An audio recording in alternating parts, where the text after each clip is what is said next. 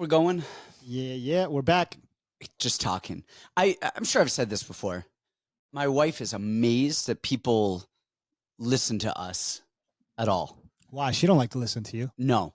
Well, she's like, you can just talk. She's like, the camera turns on and you can just talk nonstop for hours. Whether any of it makes sense or you're telling the truth or there's anything to it, you can just go. And so it's amazing to her that this happens. And then Enzo is the same way. Your child. My child, yes, my child, my oldest child. My youngest child, I'm still not convinced isn't retarded. My oldest child, though, can just rattle and go. Again, he has no idea what he's talking about, but he sounds like he does. It's the gift of gab, and like you can just fill the space. Yes. Like, and and we'll call Enzo out, and he's wrong, always. And then Kindle and I will fight. Not like fight, but we'll like have a bet. Like, oh, this is the answer. No, that's the answer. And she is so uncertain that if I just come in with a good solid, like, oh no, I'm right, let's bet on it, she will back up. A little bit of confidence. Oh, so you guys are constantly like playing poker. You guys are constantly like, oh, everything is a bluff. And yeah. I am constantly everything. She will be so right, and I know she's right, but I will call her, and she'll be like, "Well, I mean, maybe you're heard right." It once, yeah. And no, she's always right. She's never wrong, but she doesn't have the confidence to believe that she's right. You know, I love that when someone knows they're wrong and they continue with it anyways. I respect that so much more than someone who doesn't know what they're talking about, and just kind of faintly pretends that they do. That shit's annoying. Oh, I'll ride it hard, especially because I know you just do the Trump thing. Just no. Nope. Nope, it wasn't there. I have video of you. It's deep fake. No, you don't. I'm watching it now. No. You told me we're not even together right now. We're not even in the same room. Man. Where were we going with that? Where were you going with that? Nowhere. I just thought we can talk for ever and ever. I was just where the camera's on and we're going. You know what? I'm a big fan of Adam Carolla. I came up listening to Adam Carolla a lot back in the day. Actually, back from Loveline. I loved Loveline. I still listen to the classic Lovelines. And people don't realize you can learn a lot about human psychology that way. Dude, when we first became friends, there was not a conversation that we ever had where you did not bring up something that you heard from Loveline. You used to just mention from Adam Carolla's show. No, his regular show. You used to reference Adam Carolla a lot. Yeah, but specifically Loveline too. Bro, I love Loveline because it's like I love that they do this thing because this is a gambling show, right? And if you guys don't know, you can go just type in classic Loveline. All the episodes are free and you can listen to them. And so where on YouTube or podcast or there's a website for it actually. Okay. It's called Classic Loveline Tapes or something like that. So you can go and you can click on it, and it's Dr. Drew and Adam Carolla, right? And people call in and they're like, "Hey, I have 3 pussies," and they're like, "Uh-oh, like what's going on?" They're like, "Yeah, and my dad has entered each one," and they're like, "All right, let's start to gamble," and they'll go, "Drew, I bet you $5 she was abused as a child," and they'll just do this, and they're almost always right. Almost always right. Your grandfather was an alcoholic, your mom was a drug addict, and your ancestors are Indian, and they would just always get it right. So I love that show. But, my favorite thing is he just is an improv guy. He went to one of those improv schools and just learned how to talk. And so when I was doing the solo podcast, I feel like I did a decent job just finding random stuff to talk about, filling the space without really saying anything. The solo podcasts are hard, right?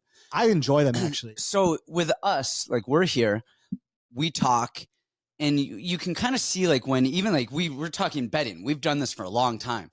And then I'm talking about the blue Gatorades fighting, the orange Gatorade and blah, blah. And you're there. And then all of a sudden you just start drifting. It's like, oh, it's time for me to wrap this up. Or say something, you laugh, you don't laugh. So you know how it's going.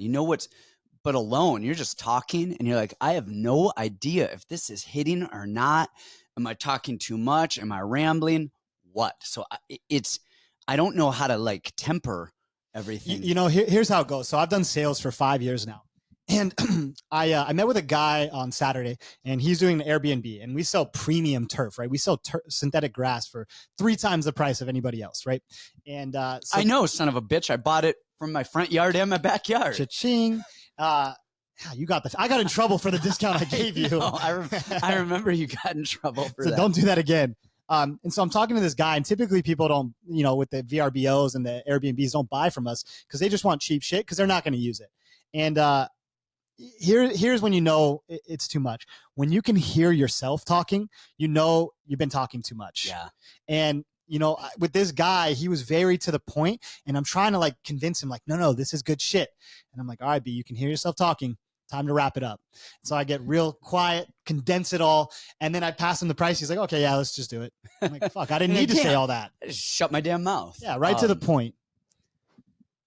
We had a fight card last week. What a fun fight I thought that main event was. So I really only saw clips. This is the first UFC pay-per-view, like Apex show, fight night, first UFC I have not watched in years. And I mean, I cannot tell you the last time I did not watch a UFC.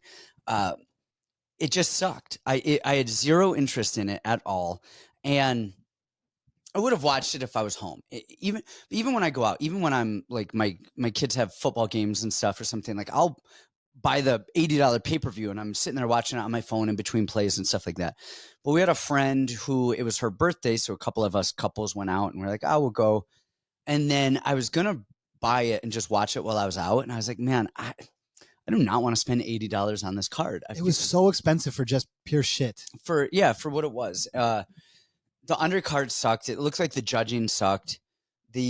From my understanding, the Aldo Bautista fight was really boring, just a cage push situation. Like, it just was not interesting to me. And even the Pereira Roundtree fight, I just didn't have any interest. It didn't matter to me. If Pereira won, he's supposed to. Like, and then it was almost like, man, if Roundtree won, I would have been really sad because, first of all, I really like Roundtree, and I didn't know much about his story until some of the lead up and the build up to this. It seems like just an awesome human being, but just in terms of fighting, if he is the champion, it just doesn't do anything. Doesn't move the needle whatsoever. It doesn't move the needle. And so I'm just like, Pereira is their biggest star right now. I think one of the biggest stars. I think you're right. I think him and probably Sean O'Malley. Who else would be like on that? Who's selling pay-per-views? Ilya probably.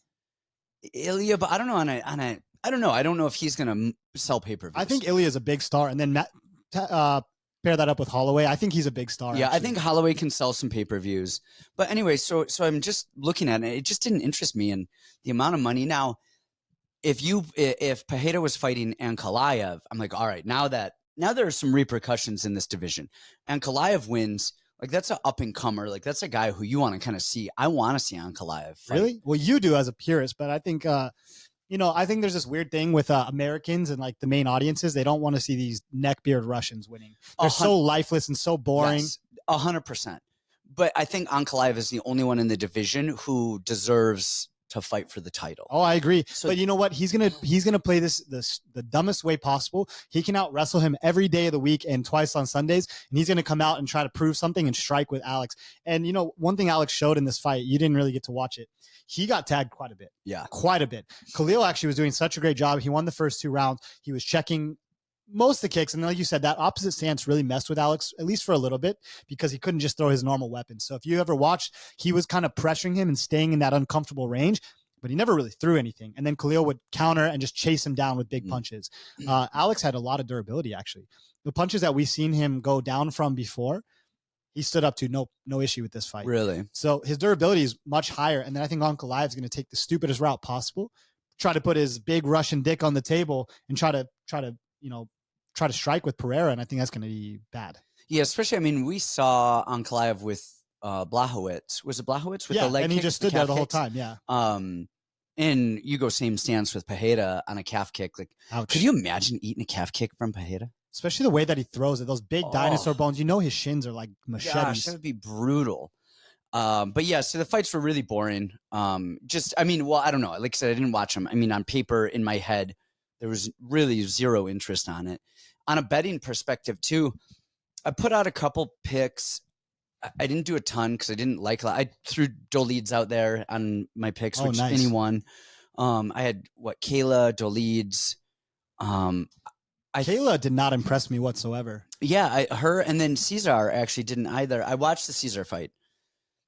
And Cesar looked fine, but you said it. You're like, man, if Cesar gets taken down, the next person who fights him, all you just take him down and he's old. Like, they're trying to push. So we're going to see, even this week on Contender Series, they have a guy that beat Alex in the thing.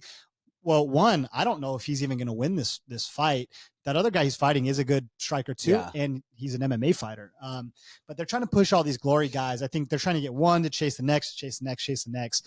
And yeah, I just he's old. Caesar's old, and he's got big glaring hole.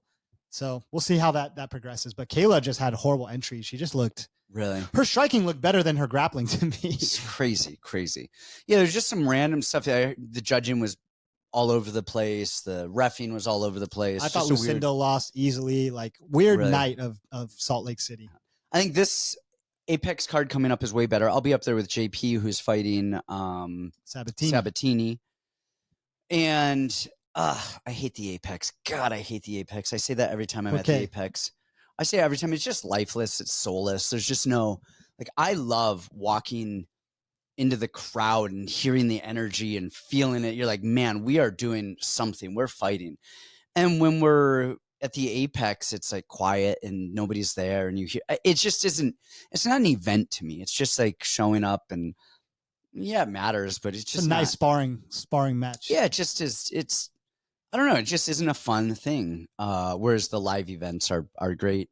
So we've got that. And then we've got Amir coming up in November. So, and then we've got our dear producer here, Kamuela, fighting LFA here November 8th, I believe, with like 27 other people on our fight team. That's great. I want to try to get on that too, actually. Everyone. I would love to. We'll see what we can do. So let's get into this week's fights, which should be way better than last week's fights, I think. I actually like a lot of spots on this one too. Yeah, me too. What do we got, producer? All right. So fight number 1. We have Clayton Carpenter, pull up the odds, who's a minus 185 versus Lucas Rocha, plus 160. We were just talking about this because Clayton grew up here in Arizona. You guys have known him forever, since he was a teenager. Since I was an early white belt, and since Kamuela, you were a kid. So that's like 14 years. Yeah. I've known him or about him. It's funny. It's a funny spot here because I am not, we were talking again about it. For as long as he's been in the sport, I would expect him to be just better. And I don't mean that like he's bad. I think he's very, I think he's good. I think he's good at what he does. But I would expect him to have better jiu-jitsu, like better, like actual jiu-jitsu submissions, and being as that was his entire thing coming up. Yes, like just something. And I was watching his last couple fights, and you want to know what I've started doing? So just in case you guys wonder, tape-wise, I've stopped going back so far in tape because I've found lately I've been doing that, and Contender's a little bit different, but I've had a lot of success calling out Contender. Last week's Contender, I got 4 out of 5 correct. But the 4 that I got correct, I got the round and the prop, like literally like everything, like how it is. The one I got wrong, I said he was going to win a decision. He lost a decision, whatever. But I'm not going back as far. And so I started doing that with time. But then what I noticed is I'm a little bit more accurate with my analysis, because you go back too far and we forget who fighters are. And you actually spoke about it. You spoke about Court McGee last week. And I joked after the podcast, about that. I'm like, no, that's old Court. That's not new Court. And we know how good people can be, and we know their skill set, but it doesn't matter if they did that 10 fights ago and they're just not doing that anymore. I always use I love Koscheck. He's one of my all-time favorites. Yes. But we use Koscheck because he used to wrestle early on, to wrestle every fight, was an All-American wrestler. Yep. The dude was sick. And then somewhere along the line, he just became a striker. And so if you were watching tape on him, say back in the day, and you're like, man, this guy can wrestle, and then you're expecting him to do that now when he's fallen in love with his hands, you're going to be in for two different fighters. Different fighters. And so I try not to go back too far. And so with Clayton, I went back, is just his Contender in this one. Chira's was landing some really good shots on the feet. And then, of course, Clayton started shooting, but even so, even a couple times he got put on his back, he would shoot, and Chirez would just like hip in, and he would end up on his back. The other thing that Clayton does is he's not, like, his striking is not amazing, and he comes in, but what he does well with it is he just comes in hot and heavy. He just comes in and he is swinging, and when he goes, he goes. But that said, his chin is there. He's kind of tall, like he's It's weird. His body language looks so bad, but his punches are fine. But he lunges in and it just doesn't look comfortable. It's not bad. It just doesn't look comfortable. It's not smooth. Yes. He's standing here like bouncing like a really weird, awkward bounce. When he throws, his punches are like nice, actually. Yeah. But yeah, it's just the awkward bounce. Even his movement, his rhythm. There's just certain people that don't look like fighters, or you see them and they're like awkward. And like the way that he moves, it just has a strange, like even his gait, his movement, there's just a weirdness to it that doesn't seem like a fighter who's in the UFC level. You know what's crazy too? Maybe we can just give a little insight, and that's why people are tuning in. So Clayton, I remember back in the day, he won Golden Gloves here in Arizona. Okay. And that was his whole thing, was like he was a really tight, good boxer. And I don't see that translate. And then jiu-jitsu, he's won so many tournaments and accolades. We were just talking about when I was a white belt, I seen him clear out the kids division and then clear out an adult division as like a 16-year-old. Like he's amazing at jiu-jitsu. And now I watch back in film and I'm like, man, what was the level of competition? Because he's not technically amazing. Entries on the takedowns are not good. And I think that last fight, he had a horrible level of competition and barely squeaked by Chairez. Yeah. That was Contender. His last fight, I forget who it was. Ronderos, who's like the worst guy on the roster. But he still ended up on his back on that fight too. And so anyway, it's so weird because he's tough and he's good. I don't think he's going to have conditioning issues. He's, at one of those camps where they just never get tired. Anyway, so that said, I think his opponent is not amazing. And I think his opponent ends up on his back, Rocha, worse than he does. And he's not big and he's not overly strong. And I think he landed a good knee on a very mediocre guy in his fight. That was a knee, though. It was a knee. And I think Clayton's best area in this sport is his top jiu-jitsu game. And I think he's going to find himself on top somehow. I think they're just, these two little squirrels are going to be running around like crazy and grabbing. And I think Clayton is going to grab him and end up on top. And if he does that, I think he is going to get some ground and pound and find a submission in there. I like Clayton here to win this. I think Clayton, with as young as he is, and I don't even, how old is he? Is he 30? Oh, is he even that old? Or is he younger than me? Clayton is... Don't tell me he's 26. Hold up. 28. Wow. Oh, he's my age. Okay.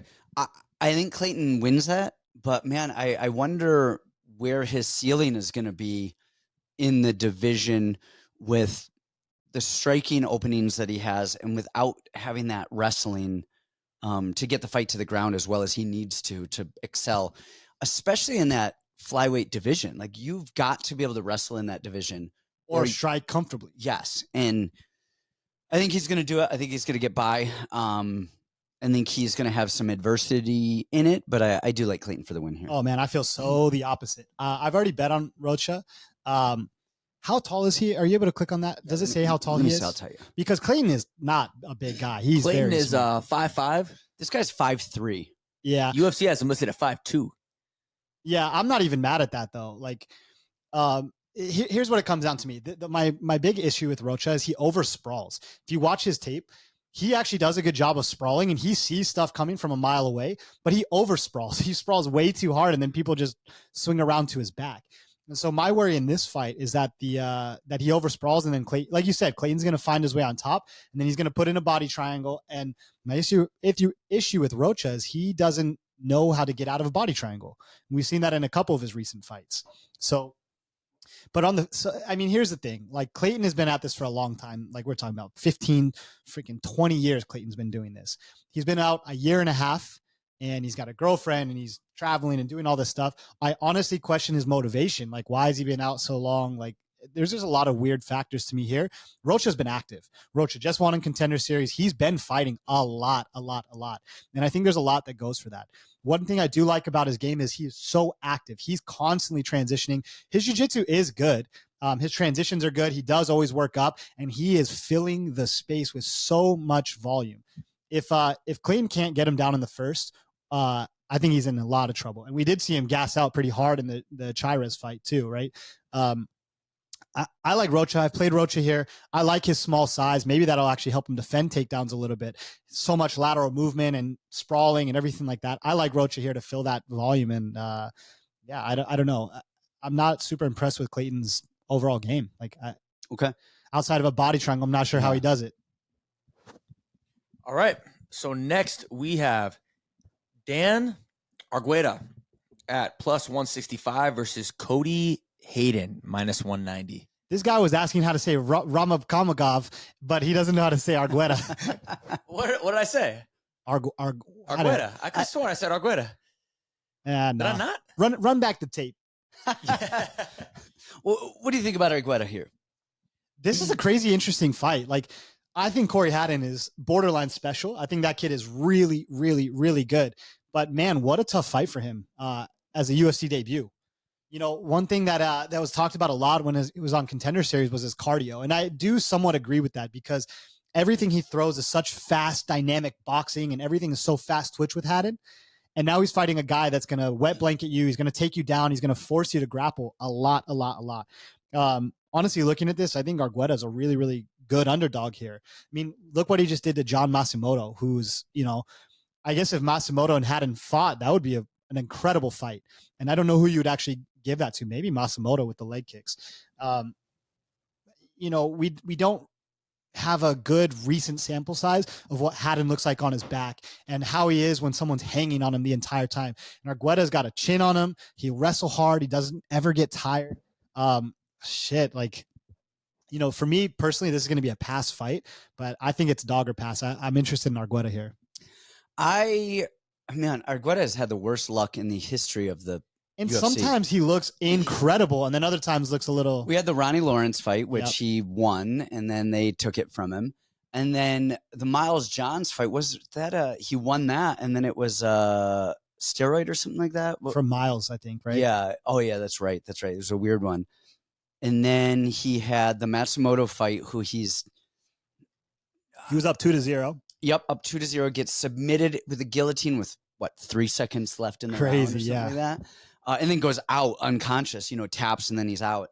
Give me Argueta here.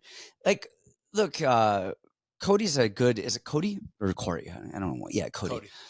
Good striker. Very clean boxer. Very clean boxer. But he's also initiating the clinch. He's initiating the grappling exchanges in some of his fights.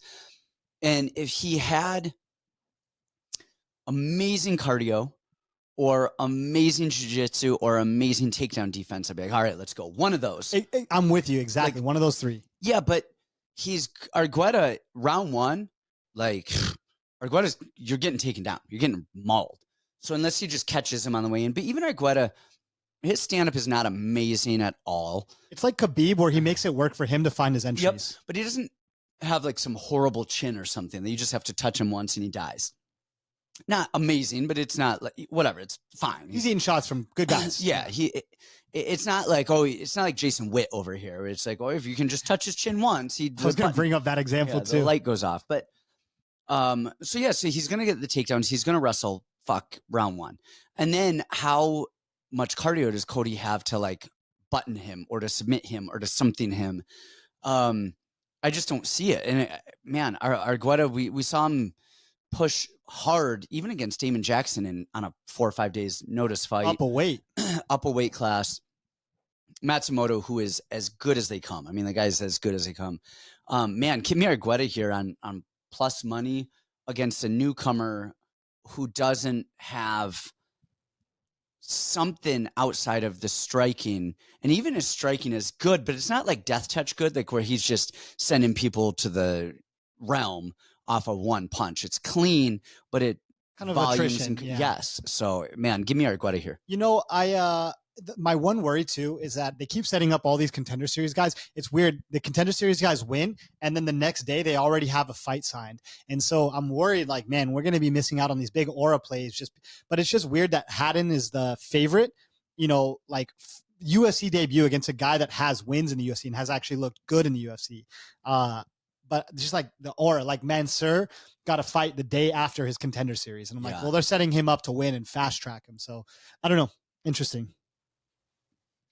All right, next we have Chris Barnett at plus 325 versus Junior Tafa minus 425. We talked about this one a little bit earlier. Barnett is the best worst guy there is. It's like he is not the worst guy, but he just is and not the best guy. He's a very okay, not okay guy. And he's Kung Fu Panda. I mean, this is like Beverly Hills Ninja over here. It's all right, relax. Whoa. I mean, no, but he is. It's like he's just some athletic little guy who he's like a cartoon character. I wouldn't say little. He's a big little guy. He's 3 feet tall, 6 feet wide. Yeah, he's as wide as he is tall. Yeah, I mean, this looks like Bam Bam Bigelow. If you guys ever watch old wrestling, what the hell? And then you have Tafa, who constantly underperforms. That last one annoyed the fuck out of me. Dude, he just looks like what? How is Tafa gonna win a fight? I mean, it's like kickboxing. Yeah, but even that, he can't stop a shot. He can't stop takedowns. He doesn't have the cardio to push after round 1 to really like go get it.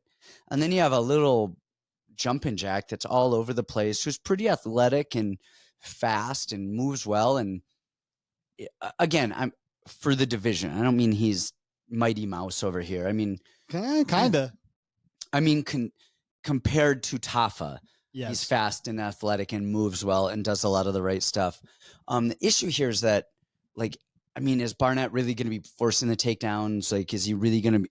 Can we see a 15-minute Barnett wet blanket decision? Yeah, and so then you give Tafa the chance to really.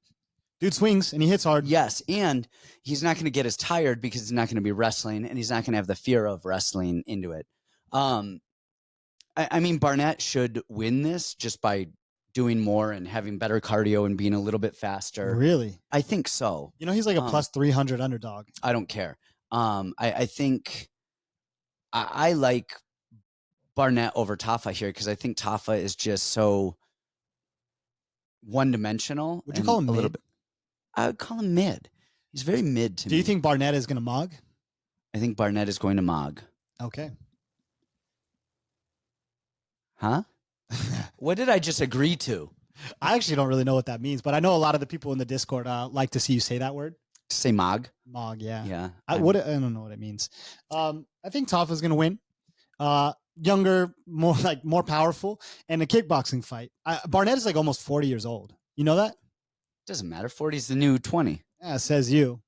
But I don't like it. I think you're crazy to pay this price. If it was like closer to evens, like Tafa's a nice play, but man, yeah, Barnett could stick him out late, but yeah, I think Tafa wins, but very wide line for a guy who has no wins in the UFC. All right, next we have Niko Price plus 250 versus Themba Gorimbo minus 300. I think this is a wide line too because really? Yeah, because I'll tell you this. Here's why. God. No, here's this. Themba has looked a lot better since he's coming to the UFC. He's on that better cardio plan. It was so drastic. What a difference. His one fight, he gets so tired. The very next fight, he's like taking a guy down 40 times with no issues. Just say, hey, this is normal. UFC jitters. Yeah. 100%. So Themba, his striking looks cleaner. He looks better. The issue, though, is actually the last fight. Who is his last fight? Ramiz. He actually kept trying to take Ramiz down and couldn't get him down. Ramiz would go to take Themba down, and Themba would just out-athletic him and end up on top. But Themba, I don't think, got any actual takedowns. Maybe in the third round, I think he actually leg reaped into a double leg and got the fight to the ground, but that was in the third round after Ramiz was a little bit tired. But round 1 and 2, he was going for the takedown, and just Ramiz would just like end up on top, or I mean, fucking lat drop himself to mount, basically. Yeah. Just dumb stuff. Niko Price, I don't know that the takedowns are going to be that big of an issue, but the thing with Niko is the chaos, and can Themba handle the chaos of Niko? And so I think Themba is the better guy, but Niko is just I mean, he just beat Morono in a fight where they both death gassed in round 1, because of the chaos. It wasn't, Morono doesn't normally get engaged in these like crazy chaos fights where he death gasses like that. It's like, I mean, he did against Ponzinibbio, but that was a last minute kind of fight. But Niko is just a wild man, and he's not great, but he's a fucking wild man. And I think Themba should win, but I think it's also a fight that you should have your damn phone ready to live bet if the chaos starts getting weird, because he could end up being down a round, but you see Themba starting to slow and the chaos starting to come in and Niko hitting weird, funny angles. I said it the other day on the pod. If you told me that Court McGee was going to offensively wrestle, I'd bet my house. I didn't think he was going to because he hasn't. The second I saw him offensively wrestle, I was like, oh, Court's winning this. Like, done. We're done here.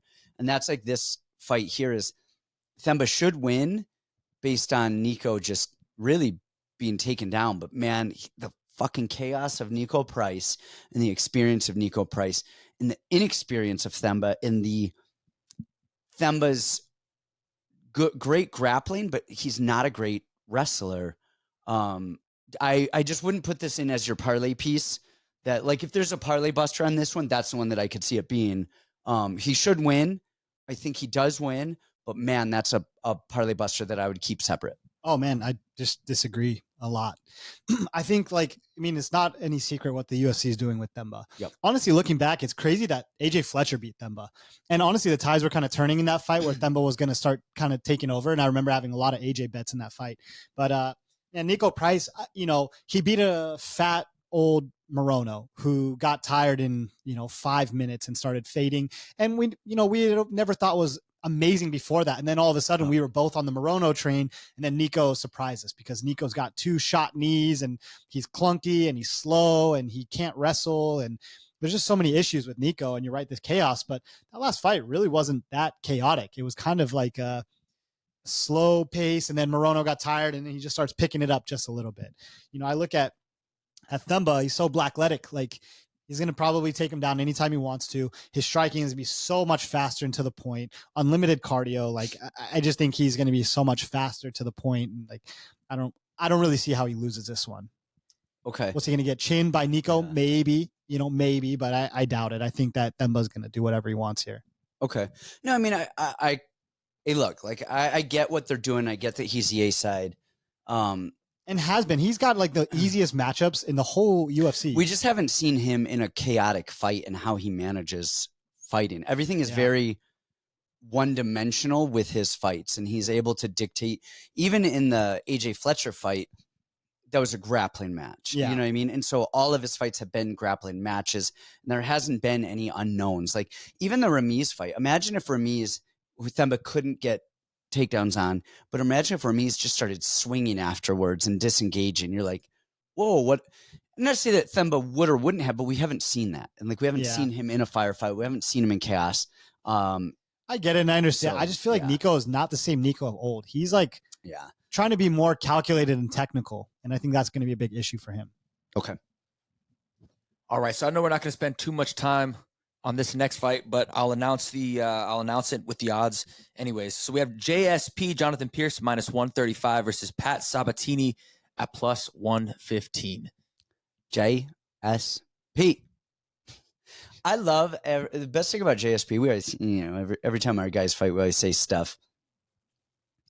Every time anyone mentions JP, they always talk. Everyone just starts talking in a Tennessee accent. And it's fun. Like, you won't even know it. If you get a text from JSP, you're reading it just like JSP. Wait, why is my internal narrator, like, why has he changed all of a sudden? Whether you say it or whether you think it. Man, wild ride that JP has had. If people don't know it, they've spent a lot of time on it, but he was in he got attacked before his UFC days. Got hit. Gosh, I forget if it was a crowbar or some metal. Somebody just, brutally attacked him. He spent months in the hospital in a coma with his jaw broken and wired and everything. Were you aware of that? You looked very. Oh yeah, I didn't know this. Yeah, he spent enough time on this, so do tell. Yeah, no, he was brutally attacked and spent, I think, 6 months in the hospital. Part of which was in a coma, full reconstructive surgery on his jaw and face to pull it all back together.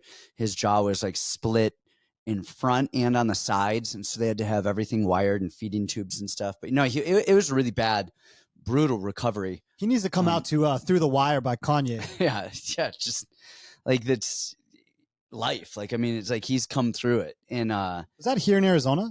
No, it's in Tennessee before he moved out here. Okay, Yeah, okay. yeah, it was when he was young. So the good thing about JP is he knows, and he has that. It's probably part of the reason why he fights the way that he does, where he's like, he's not like, hey, let me out technique somebody, let me out wrestle them. He's like, let's drag us both into the deep end and just see who drowns, because he is confident in himself of not drowning. And he's a guy where you'll see him dead tired and he doesn't care. He's gonna push both of you. He's not gonna relax when he's tired. He's gonna go harder, because he's like, if I'm tired, you're tired. Let's drown us both. So love the guy. Sabatini's super tough. Seems like a very super nice guy as well. He seems a little like mental, like retarded. Really? Oh, Sabatini's got that like nothing behind the eyes kind of look. Man, well,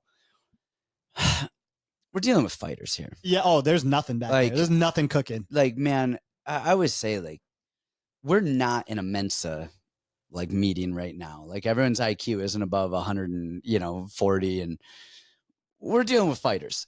So Sabatini looks like he could get paid to be a Russian spy or a Russian mercenary pretty easily. My understanding is that I think they say that he had the most wins in Pennsylvania high school wrestling history, something like that as a high schooler. I think he went to wrestle at Ryder, D1 kid, Philly boys, good camp. So, hopefully JP goes out and smashes. This is going to be a grappler's delight. I honestly can't wait, because you have like the kind of counter grappling. JP shows a lot of stuff at practice sometimes in his little Tennessee accent. What's this going to be? It's actually like really technical, good wrestling stuff. And he's got some good moves. So this is going to be a grappler's delight, I think. He does. All right, next up. All right, next up, we have Ramazanbek Timurov, minus 278 versus Carlos Vergara, plus 238. I want to hear your thoughts on this first. Well, okay, so when you were talking about, going back onto the tape, so I think I watched the last 3 or 4 fights of, what's this guy's name? Ramazanbek. Tell me the last name, that's easier. Timurov. Okay. Timurov. I watched the last few fights, and to me, so you have this, he's making his UFC debut. He looks small, but compact to me. CJ is tough as shit, and CJ throws body shots and high volume. He's not a pussy. He's going to be in your face. Paying minus 275 on a guy who's kind of that style where it's like not really a process, and he's throwing overhands and kind of like looping one-off shots, and he is powerful and he has hurt all these guys. But, I don't think these guys are on CJ's level. Like, CJ isn't great technically, and I say that every time he fights, but the dude is tough and he is game and he is going to stay right there in your face. And honestly, he's outperformed himself every single time. Every time the UFC has a new guy that they want to build up, they put him in there against CJ, and CJ sends him back or makes him look very, very human, and always has moments. And, in a striking fight, paying minus 275 on the guy with kind of zero process, he is willing to back up and play off the back foot. Like, CJ's going to be pressing forward. Honestly, I could see an upset here with CJ. And I don't like to say that. I usually always pick against him, but I could see it here. I am with you 100%. And watching, is it Timurov? And Timurov. Oh, sorry. The reason I was saying, like, going back on the film, because I didn't see him wrestle at all for the last 4 fights. All he does is big overhands and yeah. Well, his first fight in the UFC, he's been in Risen. He's fighting in rings. Like, where is this cage wrestling at? And the other thing, and I see this all the time, we see people come over from other promotions, and you see them lose a lot in their first fight, or not perform anywhere near as well as you're expecting them to. And I don't know if they're just trying to prove something, or if they're just not used to the level, or what. But you see that, and you said it, they are teeing CJ up to lose. And he's just a tough son of a bitch who won't die. Give me the guy who's been in with tested people in a promotion that you know what you're getting, over the guy who I could see him coming in, and we've seen it with CJ so many times. He's coming in trying to make a statement, trying to prove a point. And he ends up hurting CJ a little bit, but doesn't get him out of there. And then he ends up death gassing. And then CJ's like, now I'm warmed up and ready to go. So yeah, I think he could be very good, but we don't know because the level of competition of guys he's kind of fighting. low. Yeah, it's kind of low. These guys get cracked one time and they're kind of just turning away and like. Well, he got dropped in his last fight in Risen. He got rocked in just a slugfest against a very pedestrian opponent. And yeah, I mean, like he could come in here and look very good. He is a good striker. He is dynamic. He is fast. But is he well-rounded? And this is a different. No, the only thing I think actually helps him a little bit is that it's not a live event. I mean, it is a live event, but it's at the Apex. Yes. So I think it's definitely. I think he is going to look a lot better than he would if he was at a live UFC show. Maybe him by decision would be a good play. It's not a bad idea, but I don't think he's going to look as amazing as the line would indicate. Yes. Or, yes. So, yeah, I mean, it wouldn't surprise me to see him win. The line, all the details, give me CJ at plus whatever. I'll stick with CJ. Yep. Sweet. All right, next up we have Chidi Bang Bang and Njokuani minus 185 versus Jaron Gooden plus 160. What you got, Coach? Or you want me to lead this one? No, go for it. Go for it. Yeah. I like Chidi here. Man, Chidi impressed me in the last fight. I had Reese McKee. I don't know why I fell into that. Because Chidi's looked so on and off. Like he's so sharp for the first 3 minutes and then it turns off. And then you're like, what the hell's happening? But man, Gooden is he's just a punching bag kind of. He's got a big head and he's really strong and really durable, but he misses a lot. Chidi's Muay Thai is excellent. And he showed that he can put together 15 minutes in the last fight. He looked great, picked him apart the whole time, defended. He just looked great in the last fight. So I think he's going to just tee off on Jared Gordon. I wouldn't be surprised to actually see a finish in this one. You're always critical of Gordon. Gooden. Wait, Gooden. I always think Jared. Oh, we're talking about Jared Gordon. Yeah. Every time Jared Gordon fights, I'm saying Gooden. Every time Gooden fights, I'm saying Gordon. Like I'm always messing these two up. That's actually not true. I picked him against Turman. Did you? Wait, who won that fight? Gooden. Gooden won that fight? Yeah. Oh, yeah, by submission. Yeah. Yeah, I picked him against Turman, and I love Turman. I think he's got decent boxing. I like him. I think he's solid. He's Coach Ben's guy. Mm-hmm. I love Coach Ben. I like Gooden, and I think he is better than his record shows and his level of comp shows, and I think he's actually decent. He does have a weird body where his head is like sits so far above his shoulders. Yeah. Like, you know what I mean? Like we have a guy at our gym now, David, reminds me of the same thing. It's like there's so much head and neck. You're like, how do you protect that thing? Like it's just you don't. There. It's just like it's almost like he's pulling his shoulders down and like lifting his head up. It's like to get more height. But Gooden has a good jab. He has good boxing. He has good movement. He does miss a lot because he overswings. His grappling he's not bad. Stylistically, though, he has such a narrow-bladed stance that the calf kick is going to kill him. Chidi's going to brutalize that calf kick. I was watching the fight with Curtis Millender and Gooden because Millender is a very good striker too, and I was like, he's same height as Chidi, same build, very good striker. But Curtis is a MMA trying to be smooth, timing it. On the front foot, whereas Chidi is on his back foot in a Muay Thai stance. And all the time. Yeah, and I think he's going to calf kick the shit out of Gooden. And then actually, Gooden lunges in so much and does such big movements. And you want to know what Chidi does really well is he elbows as people come in. He crashes elbows. And I wouldn't be surprised to see a finish either. And I think it's going to either be a knee or an elbow. I could see Gooden just over swinging and just running right into an elbow. I mean, if Wellington had him on death's door, imagine what Chidi could do. Yeah, so I do like Chidi, and I don't think that Gordon is going to put a pressure wrestling heavy game plan to tire Chidi out the way that is this at 185? No, it's at 70. Oh, okay. Yep, Chidi's going to make it again. Yep. He looked good. That was a big concern. He looked good. For his last fight, and he looked great. Honestly, maybe 70 is better for him because he's got to run and do all the stuff and, be a little bit more disciplined. Yeah. All right. Next, we have Abdul Razak Alhassan minus 155 versus Joshua Fremd at plus 135. Man, Fremd is a guy who just he's just there. He's still in the UFC. What do you even do with this fight? Yeah, I know. What do you even do? Fremd, gosh, he won't die. He's there. He's not bad. It's so weird because Fremd just isn't bad. He's just not a guy that you're ever gonna. He's just there. Like, he just won't piss off. He won't die. He's gonna clinch you and be in your face, and he's gonna try and, do the whole little tip tap thing, and then Razak Alhassan has. I thought what made him really dangerous before was just balls out, going, swinging, and now he's tempered that so much. So now you're like, gosh, if it goes into deep water, does he gas himself out by just being there instead of trying to finish? And you see that a lot with people. Costa, Paulo Costa, went out there swinging for the fences, knocked everyone out. Then he went out there, swing for the fences. If he didn't get it, he gassed himself out. So it was okay. He had to temper himself a little bit.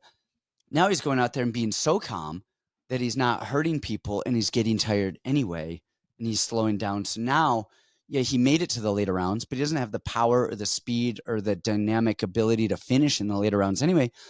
So you're almost better off just trying to swing for the fences early and just see what happens anyway.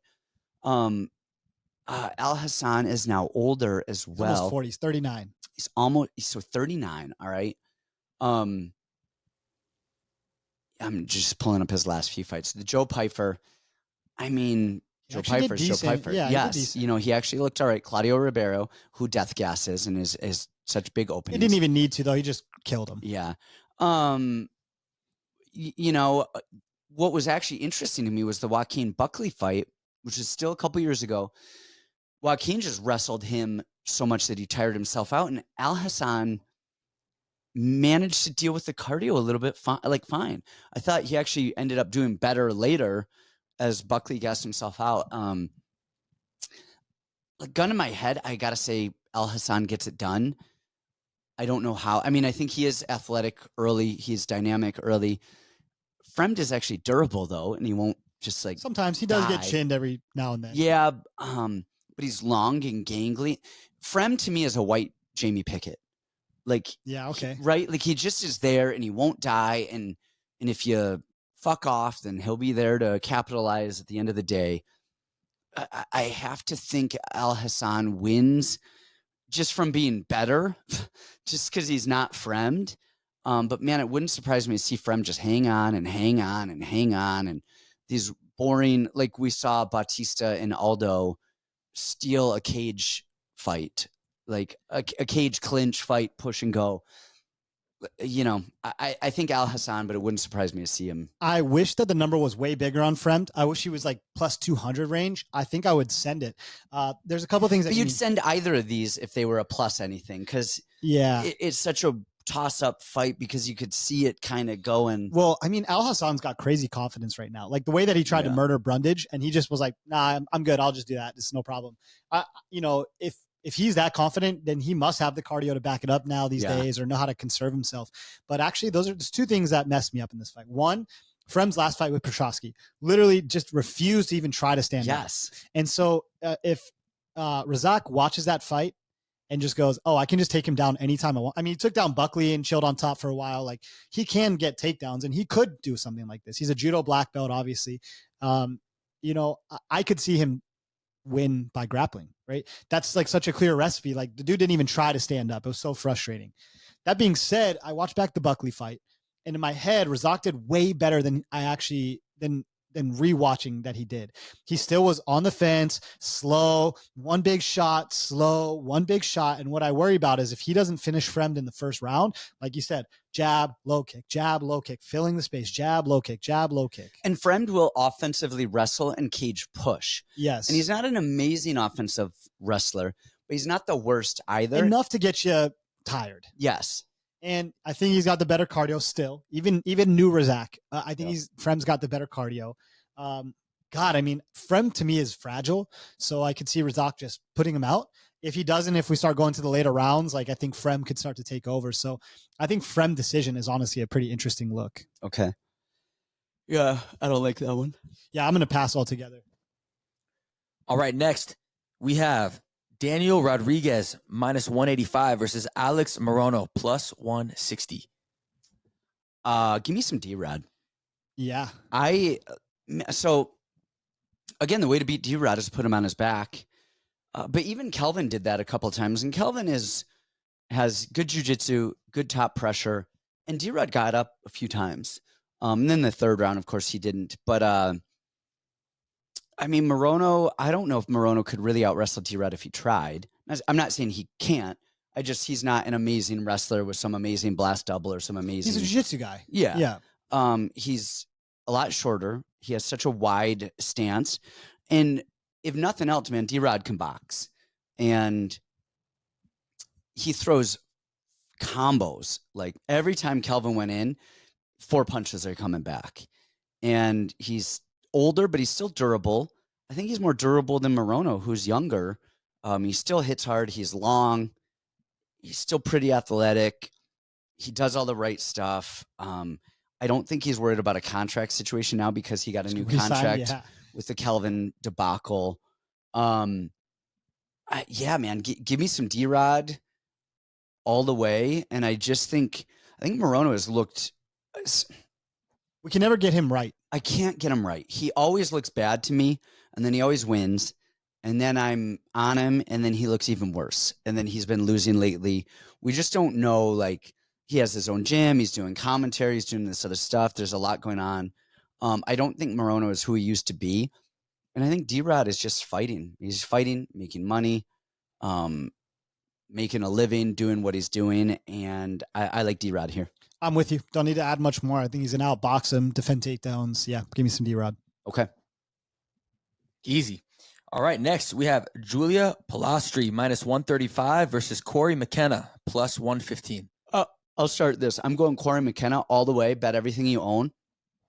Because I didn't watch tape on this, and I only know her name, and I don't know who this other girl is. You know, this other girl is interesting. This is an interesting fight because, Jacqueline Amorim. Yeah, whatever. So I know most people were on Cory McKenna when they fought, basically due to the cardio and being able to defend everything, a fair bit. And then she got submitted 3 times in the same round, and that was it.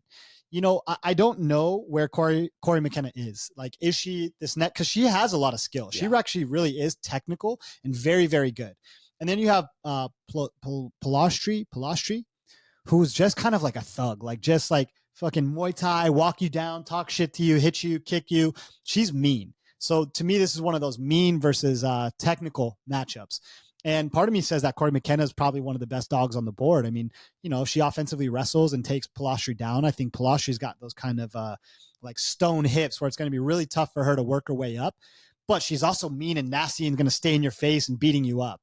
And so if Cory McKenna, sometimes we see her be very, very timid and she lets people kind of pull ahead on just aggression and volume.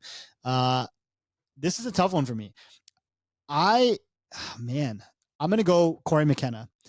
I do think she's better than she has shown lately. I think this would be a good spot for her. I think the grappling will be a thing. And maybe Polastri's aggression and just arrogance is going to actually work against her here, where she'll be down and talking shit while she's on her back and not working to get up and getting frustrated standing if she can't find McKenna. So I'm going to go McKenna. See, he's just tailing me. So you heard it here first. Max bet McKenna because it's the only name we know. All right, next. We have the biggest favorite on the card, Grant Dawson at minus 440 versus Rafa Garcia plus 340. I keep yawning. I'm tired. Oh, I'm so tired. I'm so old. And when you get old, I mean, it is, it's 2:44 p.m. And it's like, I go to bed at 3 p.m. now. Like it's midday nap. Yeah, you got to go to bed, man. As you get older, your body just so tired. Just so sleepy. I'm like Sleepy Joe over here. Like, come on. Rafa Garcia has spent some time with us. Super nice guy. Super like 2 quiet. days with us. No, he was here for a couple weeks. Oh, okay. I only saw him twice. He lives like on a farm. I mean, he's just like a farmer, and then he goes in and does camp. He's like the nicest, quietest guy ever.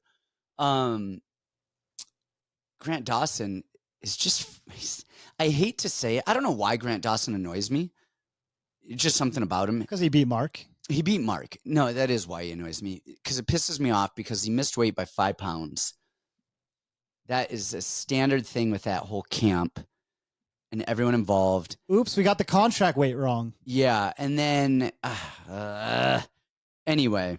Do you think that thing's funny? Jack Shore's dad always does that. He's like, "Oh, we thought the weight class was 185. We didn't know it was one." He does this every time Oban or Jack fights. They're like, "Oops, we thought this was a 145 fight. It's actually 35." Really? It's just not funny. It's so overplayed. But Garcia's he's a good boxer. He has a good jab, good wrestling. I mean, everything's very good and decent and fine. But then you have Grant Dawson, who his takedowns and takedown in MMA and his chain wrestling to the back is just freaking gorgeous. Like at this point, Look what he did to Demir. I mean, look what he did to Mark Madsen. Look what he did to Demir. I mean, the guy is just freaking good. His stand-up is awkward. It's not very good. His chin is not good. And Garcia is a significantly better striker, but he's not swinging for the fences. And he's at a mid-range, not mid-range, mid-power, where he's throwing.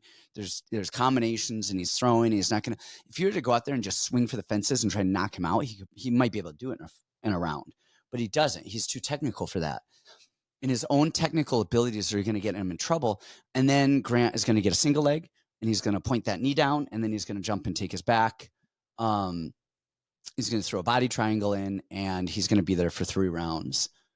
Actually, he might even end up putting some good ground and pound on him because Dawson actually has a good top game. Yeah, he has a good top game. He throws a lot of good elbows. I am not surprised to see him at minus 400. And then you say it, it's like boxing. Are you going with the finish? Are you going with a decision? Like pick your poison. But man, Grant Dawson for the win, I think all the way. Yeah, I just put it like this. Like, he fought Drakar, Rafa did. And Drakar is probably the same level of striking, similar to Dawson, kind of clunky, kind of weird. I don't know. I think a lot better. And he actually has a much better chin. And I think he hits. I think Drakar's striking is Drakar and Grant Dawson walk into a bar. Drakar's walking out striking every single time. Yeah. Drakar and Grant Dawson walk into a bar and John Jones is walking. Yeah. And John Jones is walking out. Those jokes are so funny to me. How everyone's just on Dana about that. Yeah, it just, I mean, it's a little clunky. It's a little clunky. They're not both like smooth, beautiful boxers. They're both a little clunky. But then when Drakar was having issues with Rafa, he just was like, all right, I'm just going to grapple and throw you down and control you on top. And I think Grant's a better grappler and wrestler than Drakar. And Drakar still did it not easily, but fairly good. So I'm with you. I'm not interested at this price, obviously, but yeah, I think Grant wins this fight. Yeah, I think Grant in over a round and a half. See what the Rafa's my height. Yeah. He's tiny. I mean, he's wide as a house, but he's like my height. It's crazy. All right, next in the co-main, and the reason why Coach is wearing a Hawaii shirt, we have Brad Tavares at plus 146 versus Jun-yong Park at minus 171. Did you forget you were wearing that? I did. You just grabbed a shirt, but you have the whole Hawaii look. You got the sandals on, you got the shorts, and then the Hawaii shirt.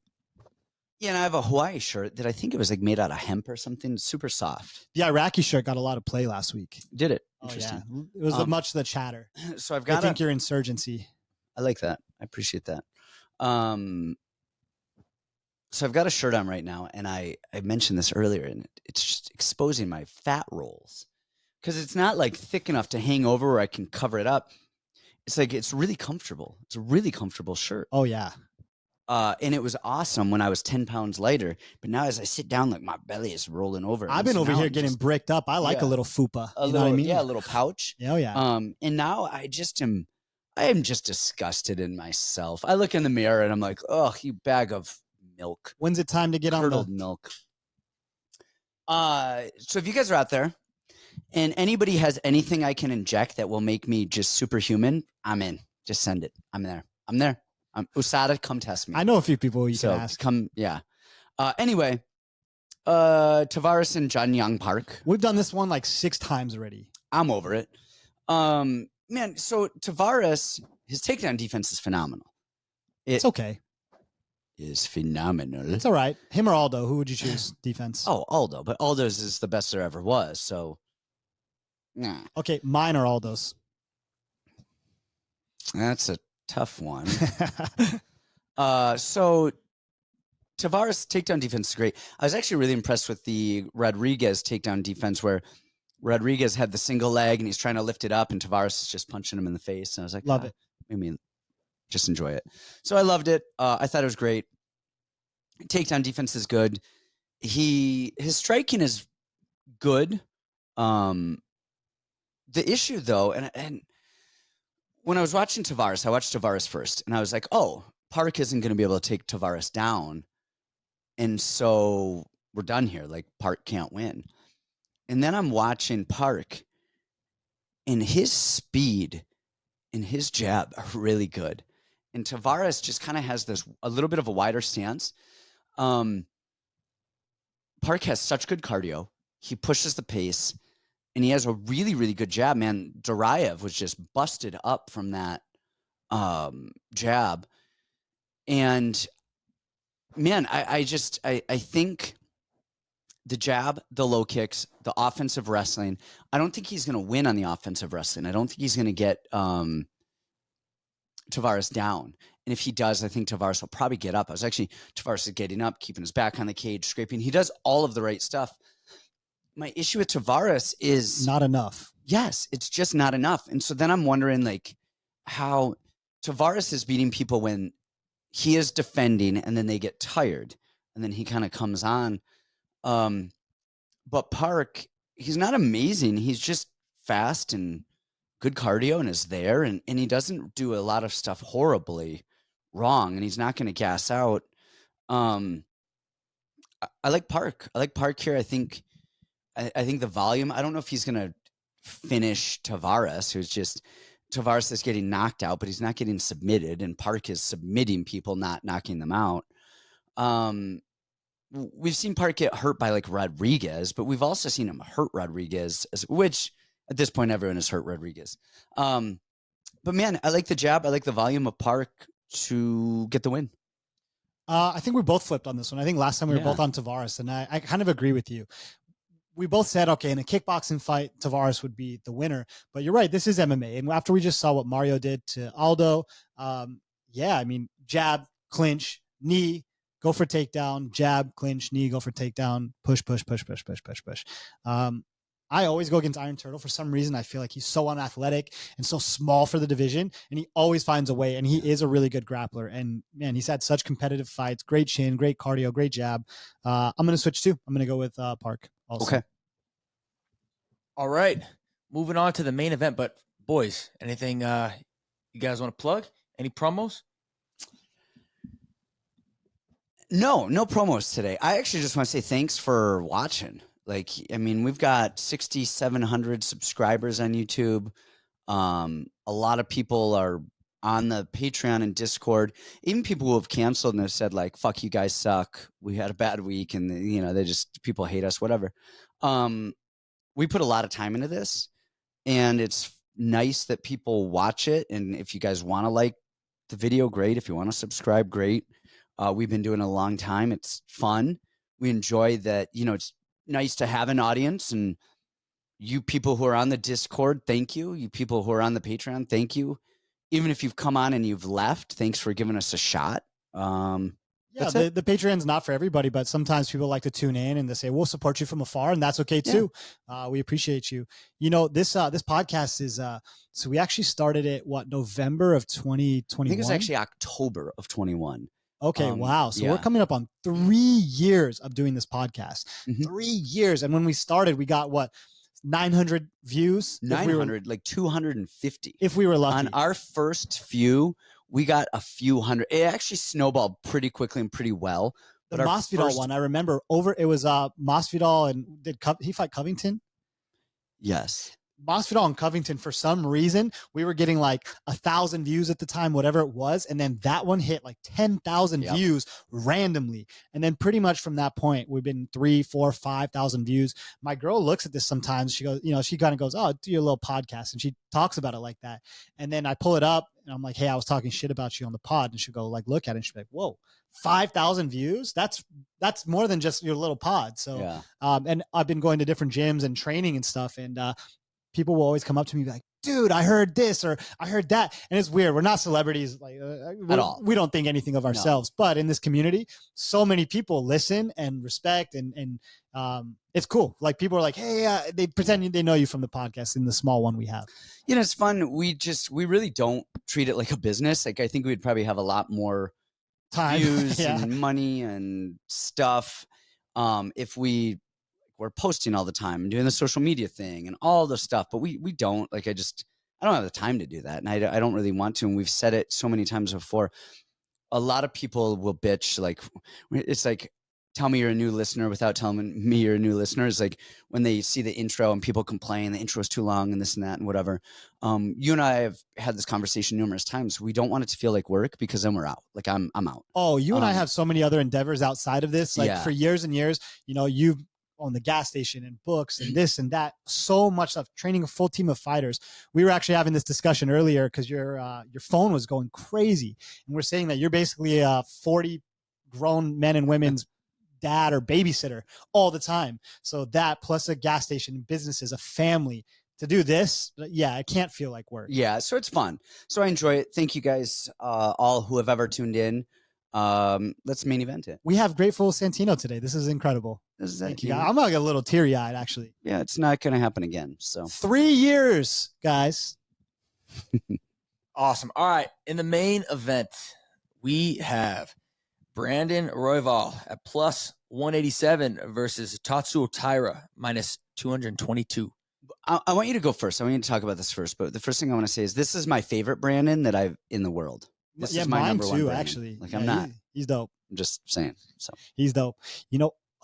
He never mind. Actually, should I say this? No. So he got a tattoo on his arm of Jasmine Montoya because they used to date, right? Oh, yeah. So they used to date when they were at Factory X, and then he got this like woman on his arm that's like this feral native warrior, and it's her face so lifelike, and then they split up. It's great. So when you guys watch the fights this weekend, check out the tattoo on his Jasmine arm. Montoya is not Mark Montoya's daughter, right? No. Okay. And I thought that forever, and then I think you were the one who were like, yeah, that's not his daughter. It's just same last name. It just makes me laugh. Oh, yeah. And now she's in Vegas and hitting. Right. I had to like unfollow because I'm like, hey, I'm in a relationship now. I cannot be looking at this stuff anymore. I might have to follow. I'm married at this point. At this point, being married, you're like basically not in a relationship. Big boobs in a G-Wagon. Like how much better could it get? I'm in. If you get some implants, you got the G-Wagon, I'll follow you again. All right. Royval is not at Factory X anymore. Don't think it matters, honestly, for him. Well, we saw that Hernandez is not at Factory X anymore, and he looked... I actually think it's better that he's not at Factory X. Stylistically, I think for Hernandez, I think it's probably better, but for Royval, is it better? Yeah. Oh, okay. Yeah, because... Yes, I think so, too. Because Factory X, for so much time, we were... Like, people would build up Factory X. Oh, my God. They had a good stable of guys, and then they would just lose every time. Because they don't defend takedowns. They don't... there's so much wrong with the game planning in the camp and all that stuff. They're fine. I think Royval has gotten so much better. I actually called him against Morono. I was live betting the shit on him against Morono because I'm like, man, that kid is crazy volume, chaos, good jiu-jitsu. He offers a lot of resistance. 5 rounds here, I think makes this really interesting. In 3 rounds, Taira, I think, dominates him and destroys him. But 5 rounds makes this really interesting. Unlimited cardio on Royval's part. Crazy volume. If he gets it in his mind to try to defend the takedowns instead of go to guard and then throw up submissions, I think we have a real fight on our hands. I know Taira's the chosen one and everyone loves Taira so much. I guess, this is the big step up, and then this will probably lead towards a Taira title shot. I think Taira probably wins, but I think Royval is going to make this ultra, ultra, ultra competitive because he is dangerous off his back. He does have such high volume. Like, he's been getting better and better and better. Unlimited cardio, and we haven't seen Taira in 5 rounds. So, man, I'll go Taira on this one, but I think this is a close fight. I love Taira. That's it. Do I have to say more? Do you love him in this matchup? Oh, well, that's different. Yes. Okay, now explain. I just want to just say how much I love Taira. Just keep saying I love Taira. Man, I've been begging their management to send him to us forever. Like, seriously, like begging them. They were finally about to send them, and we have the number 2 guy in the world at the weight class.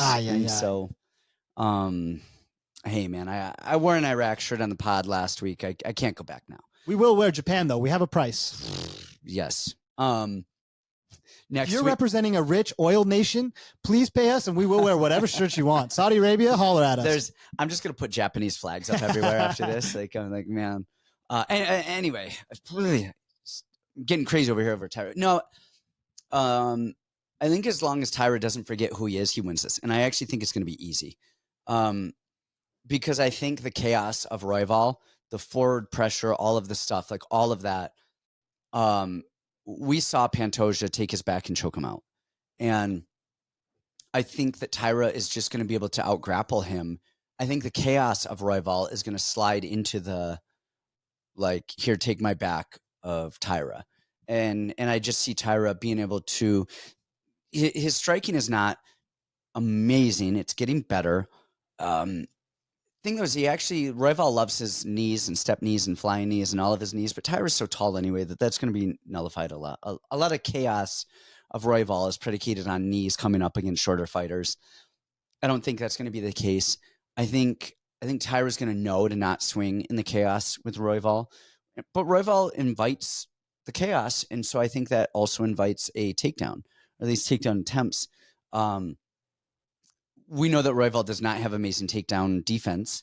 We know that he gives up his back, and we know that Taira wants takedowns and wants the back. And I think Taira is just going to find his way to the back and piggyback him a lot.